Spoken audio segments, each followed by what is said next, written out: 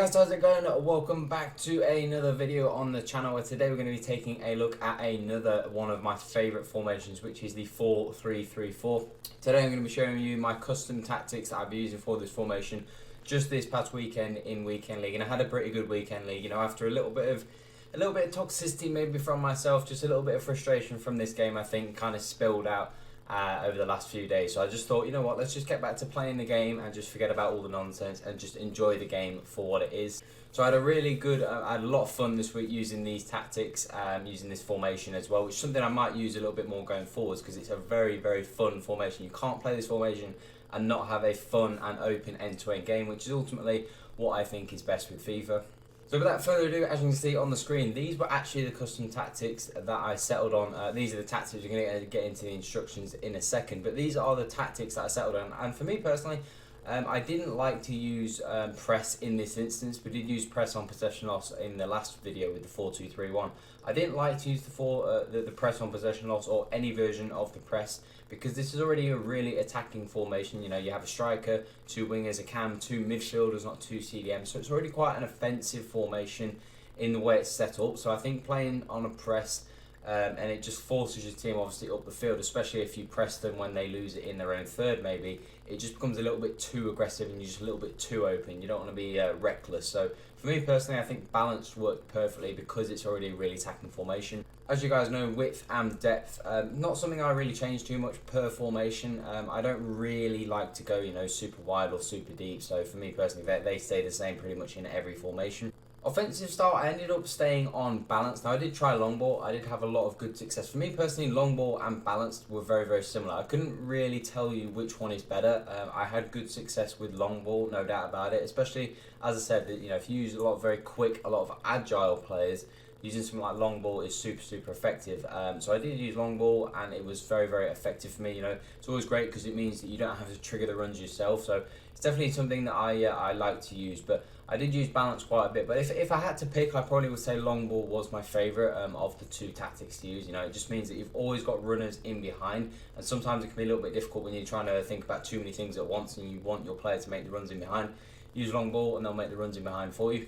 Width on this formation, because it is a wing formation, I do like to be a little bit wider because obviously I do want to utilise the fact that I do have wingers in this game, wingers in this formation, as opposed to, you know, in the 4-2-3-1 you just have wide attacking midfielders. So I like the fact that it is wingers, so I want to utilise that width and really try and stretch my opponent's defence and midfield open, which means there's going to be more space for, you know, some of my players, especially one player, which we'll get into the instructions, who's going to utilise that space extremely well.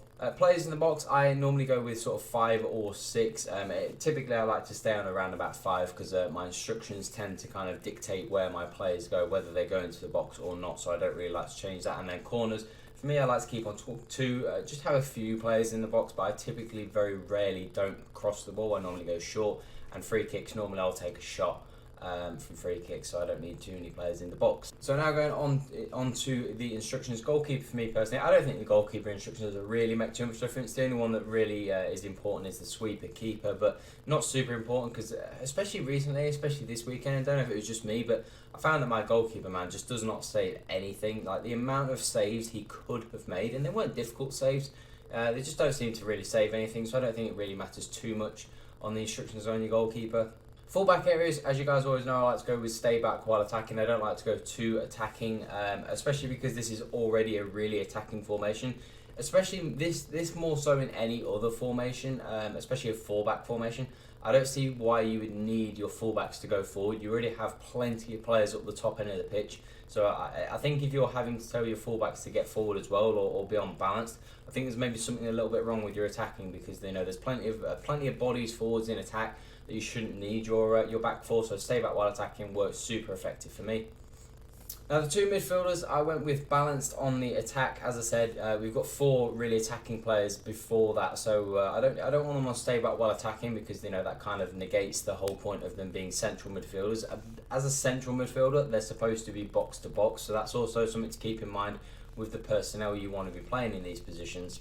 Now with that being said, I've got Awar, who is a decent player. I do quite like him, and I've got Ronald Koeman, who I'm really, really not a fan of at all. I don't rate him one bit, so unfortunately there's not really too much I can do about that. But Ronald Koeman is in my team for now. But a box-to-box mid, he's the type of player you want. You know, you want those box-to-box mids. You know, got someone like Nainggolan. There's plenty of box-to-box midfielders out there. You know, a team of the year Frankie de Jong would be great as well, because they do want to be getting forwards. They do get forwards and support the wingers and the cam in attack, and they do get plenty of goals as well. And stay on edge of the box, because we've already got, as you'll see a little bit further on, we do have plenty of players getting into the box, so I don't want to have too many players in the box, making it too crowded, and I want to keep some players back on the edge of the box to kind of try and negate some of those counter attacks. Now, as we know, when I like to get one central cam on his own, we like to have them on free roam. Actually ran, which is quite strange, but we like to go on free roam on that central cam because, you know, as I said before, it kind of ties into the fact that we want to have a little bit wider on the width with when we're attacking, which is going to pull apart some of his midfielders, maybe his defenders, and it's going to leave this Neymar, this central cam on free roam, who's going to be able to drift into those pockets of spaces you've now created because you're playing a little bit wider on the width. So Neymar on free roam is so good. Now, some people have asked why don't I use Messi. Personally, I prefer Neymar in that spot. I just find that his 5-star weak foot as well is a little bit more of an advantage than Messi, but you can play Messi in there for sure.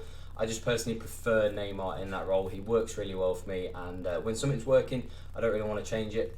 So free roam is super effective, as you guys know. It's my favourite instruction to have on any player this year. It works so well. Getting into the box crosses, as I explained in previous video, that you do want a good amount of players getting into the box, you know, especially if there's someone in this formation, especially if you're using wingers, you want to have a couple of players to cut the ball back to. So you need to have, you know, 2, 3, 4 players in the box. So that's why I want the Neymar, the central cam on getting to the box. Now, interestingly, the two wingers I decided to have on comeback on defence, getting behind and getting to the box. Obviously, getting behind if you've got really quick wingers. Now, if you're playing a wing formation, you should have fast wingers anyway. That's kind of a must. Getting to the box, we've already explained. And come back on defence, for me personally, I just like to have them back when I'm defending. Just have that little bit of solidarity when I don't have the ball, because it's a really attacking formation in the attacking sense.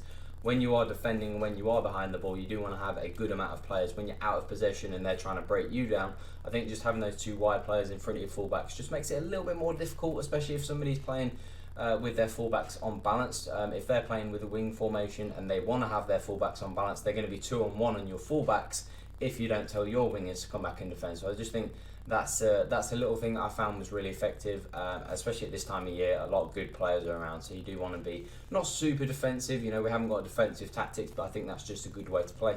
And then the stay central and getting behind combination, as I use on every one striker formation. I think if you've got a pacey player, stay central and getting behind is an absolute must. You don't want to stay central because, especially we've got wingers, so we don't need him drifting out wide, and getting behind obviously because he's a pacey striker, a deceptively pacey striker, and he's an incredible finisher as well. So we want him to stay in the middle of the box, get on the end of those chances, link up with Neymar. He links up extremely well, this central striker, with that central cam. That's probably the most important partnership in this formation, is that central cam and that striker partnership. So you do want to get that link in and that going.